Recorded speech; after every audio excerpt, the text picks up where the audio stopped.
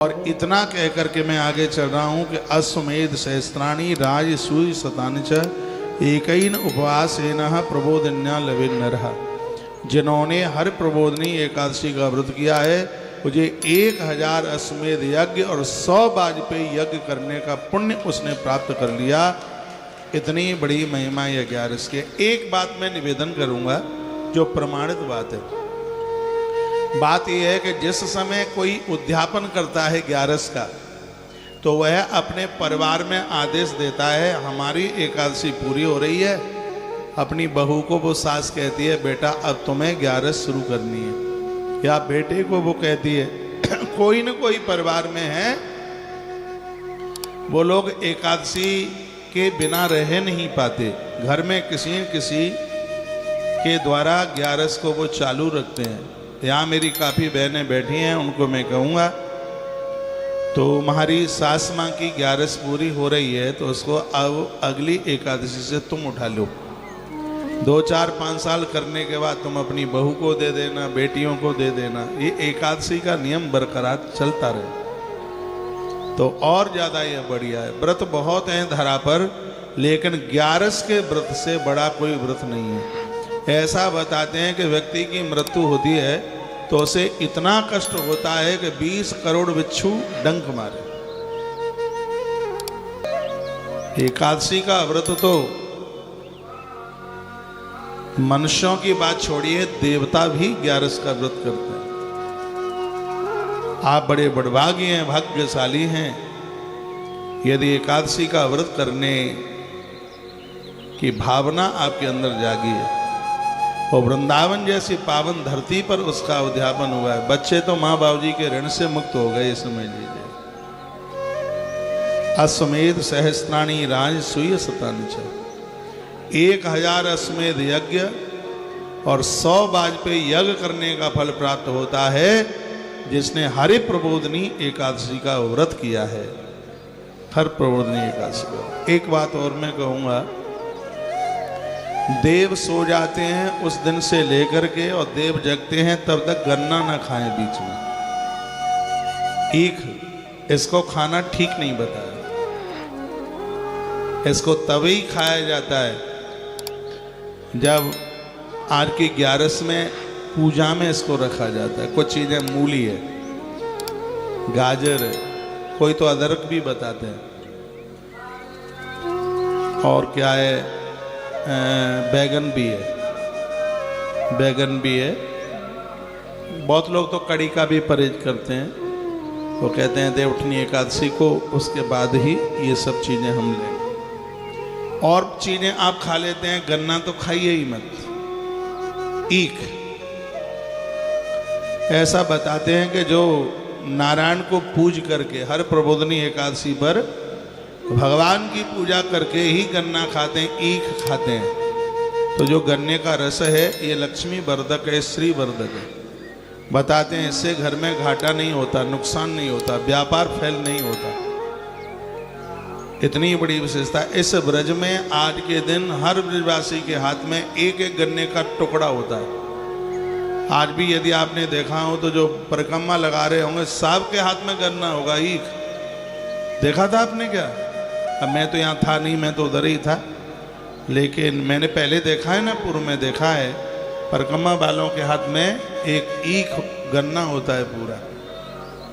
और वो इसलिए है ये घर में बरकत रखता है। यहाँ पर देवउठनी एकादशी ब्रज में पूरी ही नहीं होती जब तक हाथ में गन्ना ना हो, ईख ना हो। इतनी बड़ी महिमा है। आज हमारे यहाँ गौशाला में भी देवउठनी एकादशी पर वहाँ ओखली बना करके पूरा का पूरा आचार्य राममोहन शास्त्री जी के हाथ में है वो सब पूजा व्यवस्था। ओखली बनाकर उसमें डलिया के नीचे दिया जला करके रख करके गन्ना है, उसमें तो आलू है, बैगन है, गाजर है, मूली है, ये सब चीज़ें रख करके फिर गैया जी के खुद छापे जाएंगे, चरण छापे जाएंगे गौ माता के। मैंने एक वीडियो डाली थी 3 दिन पहले इसके लिए। आप तुलसी तपोवन यूट्यूब चैनल, आश्रम के जो यूट्यूब चैनल इनको आप देखा करें। आज भी एक वीडियो डाली है कि जो उद्यापन कर दिया अब व्रत करे या ना करे। मैंने बहुत विस्तार पूर्वक उसमें वर्णन किया। जब टाइम मिलता है तब उसको आप सुन लिया करें।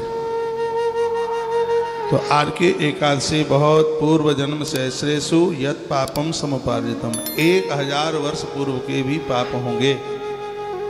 तो आज की ऐसी एकादशी है वो जला के राख कर देगी। इतनी बात मैं इसलिए बोल रहा हूँ, आप उद्यापन भी करके जा रहे हैं एकादशी का, उसके बाद भी हरि प्रबोधनी एकादशी का व्रत जरूर करना। और साल में कोई कर पाओ या ना कर पाओ, लेकिन 2-3 एकादशी हैं उसका व्रत कर लेना। मैं बता देता हूँ आपको, एक आज की एकादशी का कर लेना, एक आंवले की एकादशी का कर लेना व्रत, एक देव शयनी कर लेना और एक पापांकुशा एकादशी कर लेना। 4 बता दिए मैंने, 26 में से 4 ही तो बताई हैं। वो पानी छोड़ने वाली नहीं हो पाती है, कर लें तो हाँ, उसको फलार करके भी आप कर सकते हैं उसको। तो 5-4 ये एकादशी हैं उद्यापन करने के बाद भी। ऐसा बता दें 8 वर्ष से लेके 85 वर्ष तक एकादशी का व्रत कर सकते हो तो करना चाहिए। 85 के बाद छूटता है कोई बात नहीं है, उद्यापन के बाद छूटता है कोई बात नहीं है, कर सकते हो तो कर लीजिए। मैंने 2010 में अपना एकादशी का उद्यापन कर दिया। मुझे 39 या 40 साल हो गई हैं व्रत करते करते। मैं बड़ा भाग्यशाली हूँ, मैंने 8 वर्ष की उम्र से एकादशी आरंभ करी है। ऐसे योग बन गया। ये तो मैंने बाद में पढ़ा है नारद पुराण में कि 8 साल से लेके और 85 साल तक 11 का व्रत बड़ा प्रभावी होता है। तो उस समय क्या पता था, हम तो बच्चे थे, छोटे थे, ब्राह्मणों का काम परंपरा थी, सब व्रत करते थे एकादशी का व्रत, तो हम भी शुरू कर दिए। और आनंद की बात यह है मेरे लिए कि मेरी एकादशी हर प्रबोधनी एकादशी यानी आज की ही एकादशी से आरंभ हुई है। इसलिए आज की एकादशी को मैं बहुत मानता हूँ। ताली को ज्यादा तो नहीं बजा रहे हैं आप। ये बात मैं इसलिए भी बोल रहा हूँ कि आप भी अपने बच्चों से 11 आरंभ करा दें, बेटियों से कराइए, बेटों से कराइए, पति से भी शुरू करा दूं, खुद आप करते ही हैं। सास ससुर एकादशी करने में असमर्थ हैं और अभी उद्यापन की व्यवस्था नहीं है या करना नहीं चाहते, तो सास ससुर की एकादशी बहू और बेटा करेंगे तो भी उसका फल सास ससुर को प्राप्त होगा। पक्का पक्का और पक्के वाला पक्का। जैसे किसी दिन कोई व्रत करे और कोई दिक्कत परेशानी हो जाए, फीवर हो जाए, बुखार हो जाए और या कोई दिक्कत, यदि उसकी उस व्रत को कोई दूसरा कर लेता है तो भी उसे उस फल का, उस व्रत का उसे फल प्राप्त होता है।